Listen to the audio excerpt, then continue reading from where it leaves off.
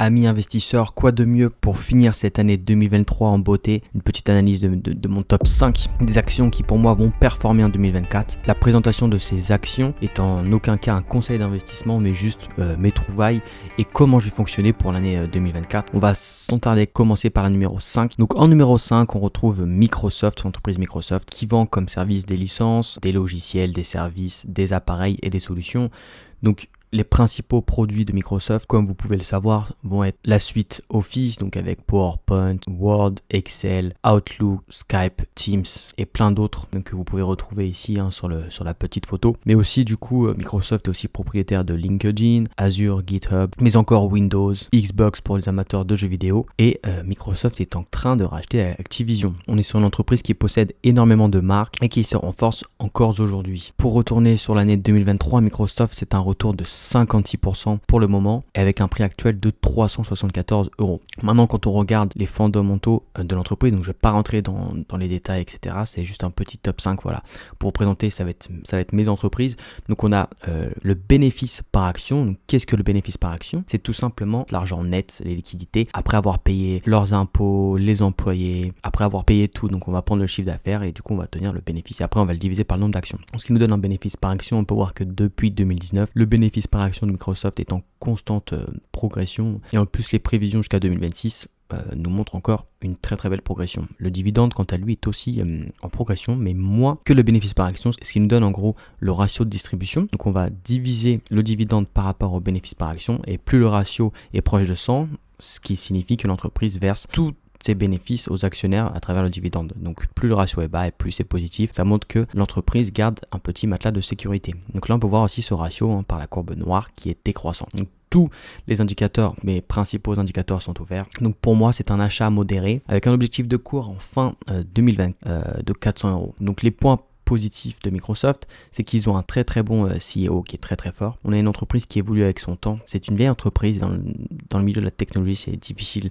de se renouveler, mais Microsoft est capable de le faire. On peut le voir notamment avec l'intégration de l'IA dans ses services et en plus le rachat d'autres entreprises, comme Activision dit auparavant. Donc c'est une entreprise du coup qui est à croissance, mais qui verse quand même un petit dividende. On est aux alentours de moins de 1% de rendement. Donc ça pourrait croître encore en 2024 avec l'IA, mais attention, voilà, petit bémol, on est peut-être aux alentours d'une bulle IA. Donc attention, c'est un achat modéré pour ma part. Donc on va tout de suite aller voir le numéro 4. On retrouve Mondelez. Donc Mondelez, je l'ai déjà présenté sur ma chaîne YouTube. Auparavant, c'est une entreprise qui fabrique et vend des collations et des biscuits. Donc il y a énormément de marques. Leur gamme de produits comprend des biscuits, des chocolats, des bonbons, et même des fromages, des boissons, etc. Donc il y a pas mal de marques que vous connaissez, notamment comme Milka, Toblerone, Oreo, Belvita, Lu. Donc on peut voir le panel de marques de Mondelez ici sur la petite photo à droite. Donc voilà, donc Mondelez va vendre à des supermarchés, des grossistes et des points de vente en ligne. Donc c'est assez diversifié comment Mondelez vend ses produits. Donc on peut voir que Mondelez a subi une belle baisse en octobre, mais depuis a su remonter pour atteindre un petit retour sur 2023 comparé au S&P 500, un retour de 6,45%. Donc le prix actuel est de 70 € et c'est encore un achat modéré pour ma part avec un objectif de cours à 80 €. Donc Mondelez n'est pas le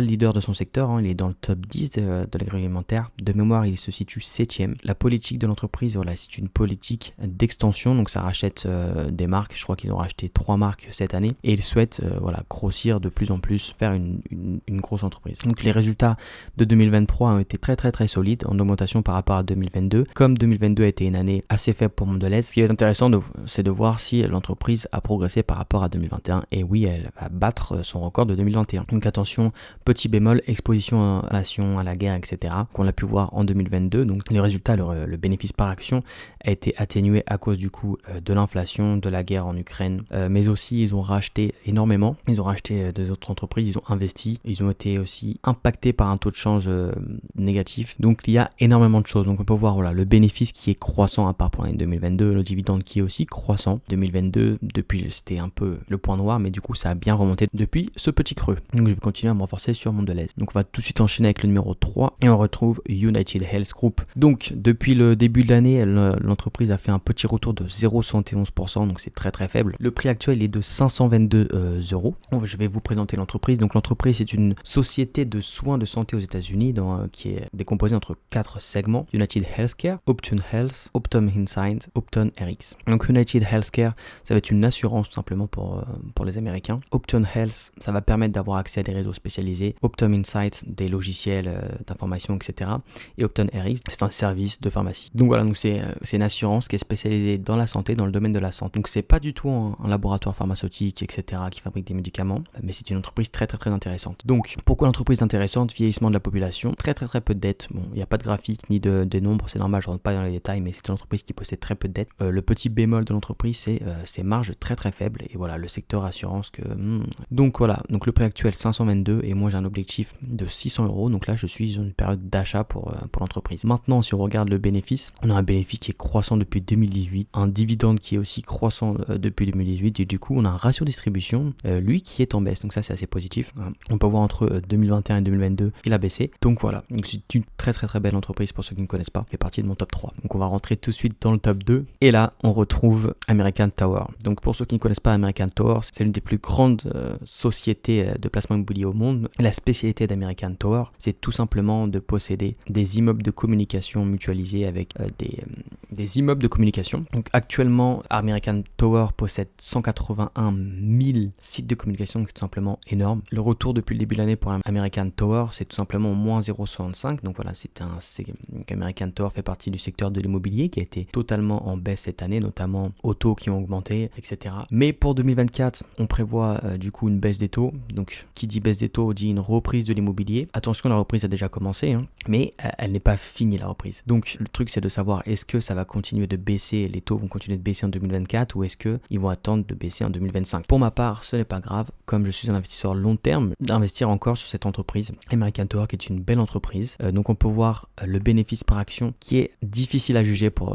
les entreprises qui sont spécialisées sur l'immobilier, mais ce qui va être intéressant pour nous, c'est le dividende, et on va voir que le dividende est croissant. Donc voilà, pourquoi l'action a baissé? C'est tout simplement encore une fois à cause de la crise immobilière qu'il y a eu en 2022-2023. Mon objectif de cours à la fin de l'année 2024 est de 250 euros, donc c'est un achat fort pour ma part. Et enfin, pour le numéro 1, la dernière entreprise, ça va être une entreprise française, la seule qui n'est pas américaine dans mes achats pour l'année prochaine, et elle est disponible du coup pour le PEA, donc le groupe LVMH. Donc pour ceux qui ne connaissent pas le groupe LVMH, c'est une entreprise qui vend des produits de luxe, donc que ça soit des vins, des spiritueux, ou alors des produits de mode, des parfums, des montres, des bijoux, des yachts sur mesure, des médias, du tourisme de luxe, etc. Donc c'est vraiment une entreprise qui est très très très diversifiée. On va aller zoomer sur les marques, et du coup voilà. Donc le groupe LVMH possède en l'occurrence dans la mode Louis Vuitton, Christian Dior, Fendi, Kenzo, Givenchy, etc. Dans la distribution sélective, donc là ça va être tout simplement des points de vente comme Sephora, la grande épicerie Paris, etc.